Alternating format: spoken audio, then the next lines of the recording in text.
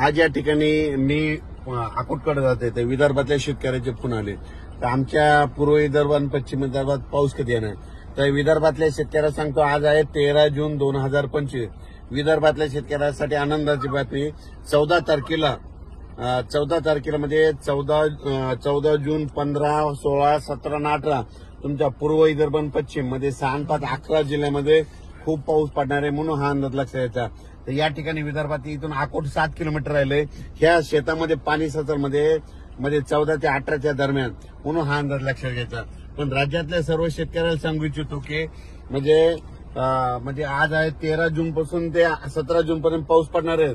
पण विदर्भामध्ये मात्र विदर्भातल्या खास करून शेतकऱ्यांसाठी अंदाज दिलाय की विदर्भामध्ये मात्र उद्या 14 पासून 14, 15, 16, 17, 18 पर्यंत खूप पाऊस पडणार आहे। ज्यांचे शेत तयार आहेत नंतर तुम्ही तुमचा पेरणीचा निर्णय घ्या। पण त्याच्यानंतर तुम्हाला सांगतो आज देखील 13 जूनला देखील म्हणजे अकोल्याकडे पाऊस पडणार आहे, बऱ्याच ठिकाणी विदर्भात पाऊस पडणार आहे म्हणून हा अंदाज लक्षात घ्यायचा। पण काय झालं काही भागामध्ये पाऊस पडले नाही तर तुम्हाला सांगतो विदर्भामध्ये 14 तारखेपासून चांगल्या स्वरूपाचा पाऊस पडणार आहे। उद्या दुपारनंतर तुमच्या विदर्भामध्ये चांगला खूप पाऊस पडणार आहे। 14 जून पासून विदर्भात चांगला पाऊस पडणार आहे म्हणजे 14 जून ते 18 जून त्या दरम्यान 6, 5, 11 जिल्ह्यामध्ये चांगला पाऊस असणार आहे म्हणून हा अंदाज विदर्भातल्या शेतकऱ्यांना लक्षात यायचा।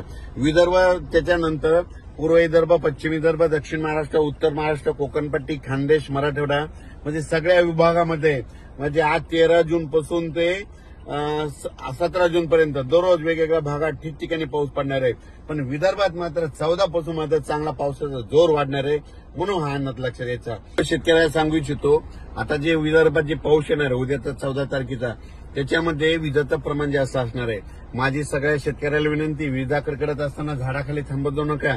झाडावर 16% विजा पडतात। विजा कडकडत असताना आपले पाळीव प्राणी जनावरे झाडाखाली बांधू नका कारण की झाडावर खूप विजा पडतात।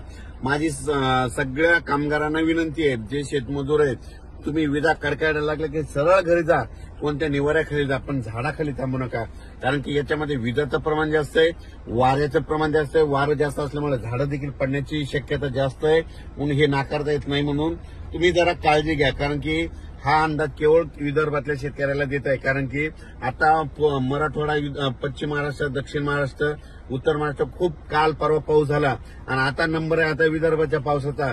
मग 14 जून पासून विदर्भात चांगल्या स्वरूपाचा पाऊस पडणार आहे। आता इकडे विदर्भामध्ये अकोटकडे जात असताना पहिलं तर सगळ्या शेतकऱ्यांनी आपण आपले शेत एकदम दुरुस्त करून ठेवलेले त्यांना सांगू इच्छितो की आता उद्यापासून 14 पासून चांगला विदर्भात पाऊस पडणार आहे म्हणून हे लक्षात द्यायचं। काल एक तुम्हाला सांगू इच्छितो आमच्या बाजूला म्हणजे आमच्या गुगळी धामणगावच्या बाजूला डासा आहे आणि कापूस लागवड करत असताना एका मुलीच्या अंगावर वीज पडली म्हणून माझी सगळ्या शेतकऱ्याला विनंती आहे विजा कडकडत असताना कमीत कमी झाडाखाली थांबू नका।